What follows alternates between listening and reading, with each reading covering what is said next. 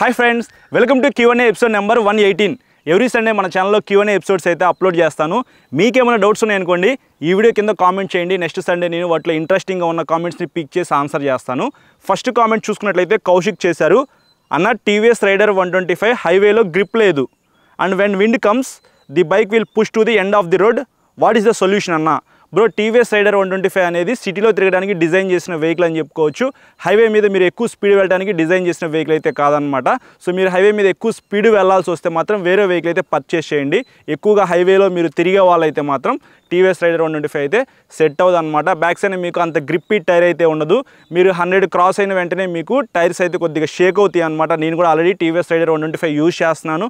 100+ cross అయిన తర్వాత అంత గ్రిప్ అయితే ఉండదు, కాన్ఫిడెన్స్ అయితే ఉండదు అనమాట మనం ఎక్కువ స్పీడ్ వెళ్ళడానికి. సో నేనైతే మాత్రం మీకు సిటీలో తిరగమని చెప్తాను. ఒకవేళ హైవే మీద ఎక్కువ స్పీడ్ వెళ్ళాల్సి వస్తే మాత్రం 100 లోపే వెళ్ళండి. నెక్స్ట్ సింహాద్రి నాయుడు కామెంట్ చేశారు. Bro, KTM Duke 200 TFT display ఎప్పుడు వస్తుంది అండ్ నీ బైక్కి మైలేజ్ ఎంత వస్తుంది? బ్రో, నేనైతే ఆల్మోస్ట్ 6 మంత్స్ పైనుంచి ఈ వెహికల్ యూజ్ చేస్తూ ఉన్నాను. నేను ఒకసారి మైలేజ్ టెస్ట్ కూడా చేశాను అనమాట. నేను రైడ్ చేసినప్పుడు 32 కిలోమీటర్లు అయితే వచ్చింది. ఫస్ట్ సర్వీస్ మాత్రమే అయింది, ఇంకా సెకండ్ సర్వీస్ అయితే చేయలేదు. ఒక 10 to 15 డేస్లో నేను సెకండ్ సర్వీస్ అయితే చేపిస్తాను. ప్రస్తుతానికి ఇక్కడ ఫుల్గా రెయిన్స్ అనమాట. సో అందువల్ల నేను చేయలేకపోతున్నాను. త్వరలో నేను మీకు సెకండ్ సర్వీస్ చేసి సెకండ్ సర్వీస్ కాస్ట్ ఎంత, అసలు ఈ వెహికల్ కొనుక్కోవచ్చు లేదా అనే దాని గురించి క్లియర్గా ఎక్స్ప్లెయిన్ చేస్తాను. ఇంకా TFT డిస్ప్లే వస్తుందా లేదా అంటే యాజ్ ఆఫ్ నౌ అయితే ఇంకా అఫీషియల్ అప్డేట్ అయితే లేదు. సో ప్రస్తుతానికి మీకు ఫుల్లీ డిజిటల్ మీటర్ వస్తుంది. TFT డిస్ప్లే అనేది నెక్స్ట్ ఇయర్ కానీ అప్పై వచ్చే ఇయర్లో కానీ లాంచ్ చేయొచ్చు, లేకపోతే డిజైన్ పూర్తిగా ఇది మొత్తం మార్చేసి ఏదైతే డ్యూక్ 250 ఉందో ఆ డిజైన్లో రావచ్చు. చూద్దాం, మనం ఇంకొక 1 year వెయిట్ చేస్తే తెలిసిదే విషయం. నెక్స్ట్ జయప్రకాష్ అయితే కామెంట్ చేశారు.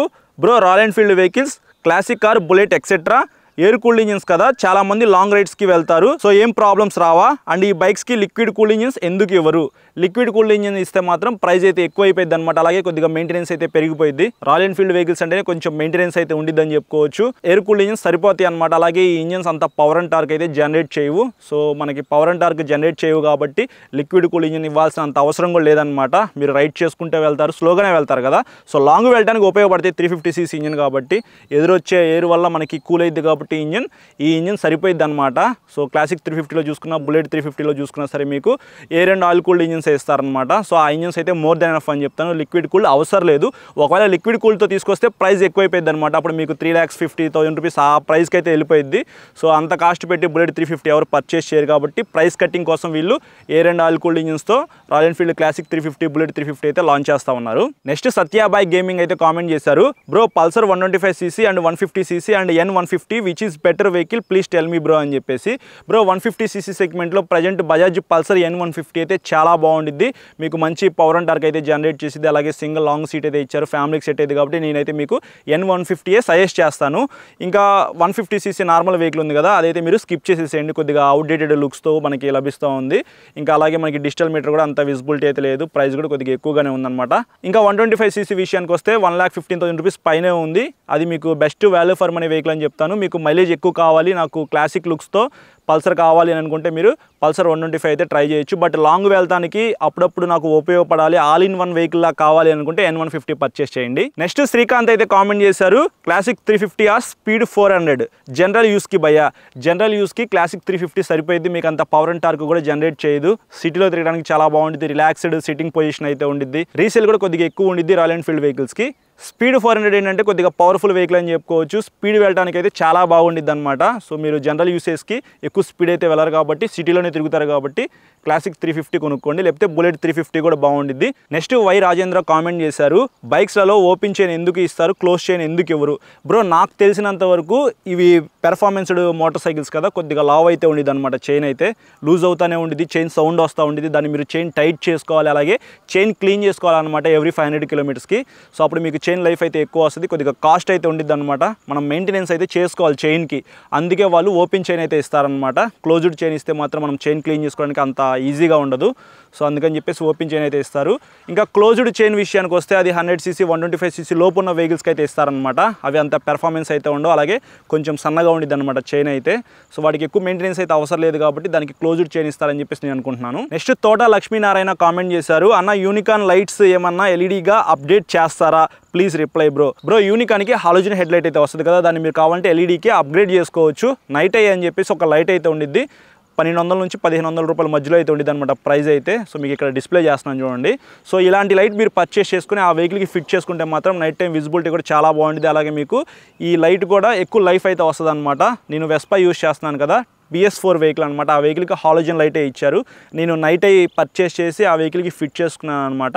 చాలా బాగా పనిచేస్తూ ఉంది. నైట్ టైం విజిబిలిటీ కూడా చాలా ఎక్కువ ఉందన్నమాట. 2024 వెస్పా హెడ్లైట్తో కంపేర్ చేసుకుంటే ఈ లైట్ విజిబిలిటీ నాకైతే చాలా వరకు ఎక్కువ అనిపిస్తూ ఉందన్నమాట. సో మీరు కూడా హాలోజన్ లైట్ వద్దు, మీకు అది విజిబిలిటీ సరిపోలేదు అని అనుకుంటే మాత్రం మీరు నైట్ అయితే పర్చేస్ చేయండి. సో అది మీకు మంచి విజిబిలిటీ అయితే ఉండిద్ది నైట్ టైము. దానివల్ల మీకు ప్రాబ్లం అయితే ఏమీ రాదు, వారంటీ ఇష్యూస్ కూడా ఏమీ రావు అనమాట. ఎందుకంటే అది ప్లగ్ అండ్ ప్లే. సో ఆ లైట్ తీసేసి ఇది పెట్టేసేయటమేనా అనమాట.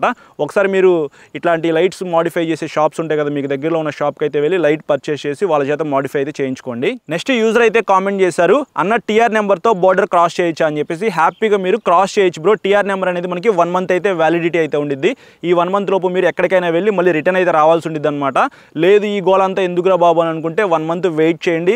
మీరు సిటీలోనే తిరగండి, 750 కిలోమీటర్స్ కంప్లీట్ చేసుకొని ఫస్ట్ సర్వీస్ చేయించుకున్న తర్వాత నెంబర్ ప్లేట్ ఫిట్ చేయించుకున్న తర్వాత లాంగ్ వెళ్ళడానికి అయితే ట్రై చేయండి. అదైతే నా బెస్ట్ సజెషన్ అనమాట. నెక్స్ట్ సాయి చిన్ని అయితే కామెంట్ చేశారు, బ్రో యమహా MT 125 ఇండియా మార్కెట్కి ఎప్పుడు వస్తుంది బ్రో? ప్రజెంట్ అయితే మాకు ఎటువంటి ఇన్ఫర్మేషన్ అయితే లేదనమాట యమహా దగ్గర నుంచి. 125cc ప్రజెంట్ ఏ వెహికల్ కూడా మన ఇండియా మార్కెట్లో లేదనమాట. వన్స్ అపాన్ ఈ టైంలో ఉండేది. ఫ్యూచర్లో ఏమైనా యమహా MT 125 లాంచ్ చేస్తే మాత్రం ఖచ్చితంగా మీకు అప్డేట్ అయితే ఇస్తా. నెక్స్ట్ మిథున్ అయితే కామెంట్ చేశారు, NS 400Z వీడియో ఎప్పుడు వస్తుంది బ్రో అని చెప్పేసి. ఆల్రెడీ ఈ వెహికల్ మీద నేను వీడియో ఎప్పుడో రికార్డ్ చేసి అప్లోడ్ చేశాను, మీరు చూడకపోతే మన ఛానల్లో ఉంది, చెక్ చేయండి. సో ఇది ఫ్రెండ్స్ ఈ సండే Q&A అయితే ఇంట్రెస్టింగ్గా ఉందని చెప్పేసి అనుకుంటా ఉన్నాను.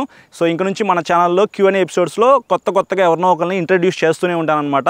సో మీకు Q&A ఎపిసోడ్స్ అయితే చాలా ఇంట్రెస్టింగ్ అయితే ఉంటాయి ముందున. ఇవన్నీ మీరు చూడాలనుకుంటే మన ఛానల్కి సబ్స్క్రైబ్ చేసుకుని పక్కన బెల్ ఐకాన్ అయితే క్లిక్ చేయండి. అలాగే ఈ వీడియో నచ్చితే లైక్ చేసి నెక్స్ట్ సండేకి కామెంట్ అయితే చేయండి. Thank you.